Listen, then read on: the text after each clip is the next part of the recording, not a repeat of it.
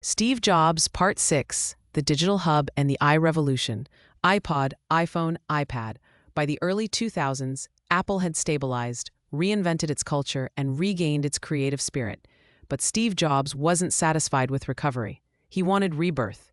He believed Apple could shape the future again, not through computers alone, but through a broader vision he called the digital hub. Jobs saw a world where everyday devices, cameras, camcorders, music players, were becoming digital, yet fragmented. People had digital tools, but no seamless way to manage or integrate them. Apple could be the bridge. The Mac, Jobs declared, would become the center of a new digital lifestyle. This strategy was bold, prescient, and exactly what Apple needed. But what came next was beyond anything even Jobs could have predicted. The iPod, 1,000 songs in your pocket. At the center of Jobs' digital vision was music. In the early 2000s, MP3 players existed, but they were clunky, cheap-looking, and frustrating to use. Jobs saw an opening, a way to bring elegance, simplicity, and joy into an industry drowning in clutter. He wanted a device that would do for music what the Macintosh had done for computing. He assembled a small, secret team and gave them an impossible deadline: build the best portable music player ever made in 1 year. The result was the iPod. It was sleek, elegant, and joy, white, and unlike anything on the market.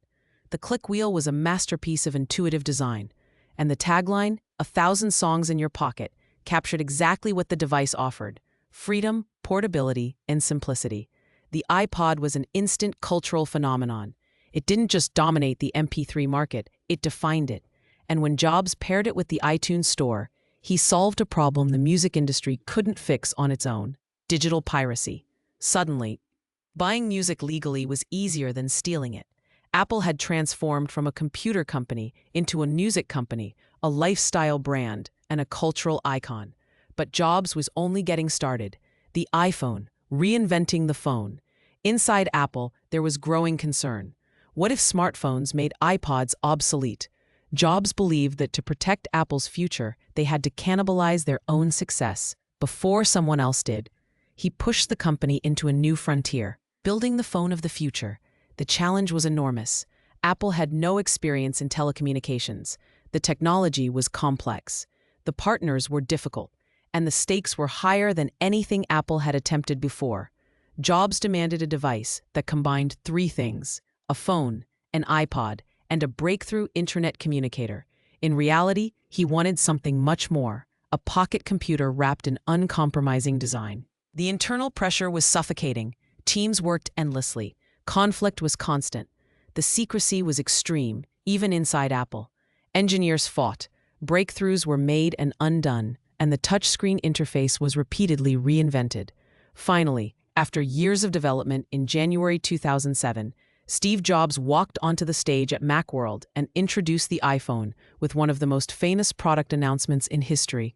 He teased the audience: a widescreen iPod with touch controls, a revolutionary mobile phone, a breakthrough internet communicator, and then the reveal: these are not three separate devices. This is one device. The crowd erupted. The world changed. The iPhone wasn't just a phone. It was the dawn of mobile computing. It eliminated physical keyboards. It introduced multi-touch gestures. It put the internet in people's pockets. And with the launch of the App Store, it created an entirely new economic ecosystem. The iPhone became the most successful consumer product ever made. For Apple, it was seismic. For Jobs, it was vindication. And for the world, it was the beginning of a new era, one dominated by the smartphone. The iPad, the final act. But Jobs wasn't finished. He dreamed of a device that existed between the smartphone and the laptop, something effortless, tactile, and intimate. A device so natural that using it felt like touching the future. The result was the iPad. When introduced in 2010, critics mocked it. They called it a big iPhone. They questioned its purpose. But consumers instantly understood what the critics couldn't see. The iPad was simple, elegant, and perfectly aligned with how people wanted to consume content. It became Apple's fastest-selling new product in history. The iPad showcased something deeper about Jobs' genius: his ability not only to build products people wanted, but to build products people didn't yet know they wanted. Naturally, the ecosystem, Apple's invisible advantage. behind the iPod, iPhone, and iPad was a unifying principle: integration. Hardware, software, services, design, experience. Every part was controlled, curated, and orchestrated by Apple. Jobs believed the best products came from owning the entire user experience. Competitors mocked this approach as closed and rigid, but the marketplace told a different story. Apple's ecosystem became its moat: deep, wide, and unassailable.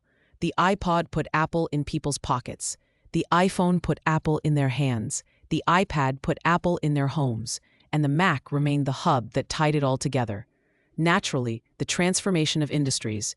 Jobs didn't just reinvent technology, he reinvented industries: music, iPod, iTunes, phones, iPhone, software distribution, App Store, tablets, iPad, animation, Pixar.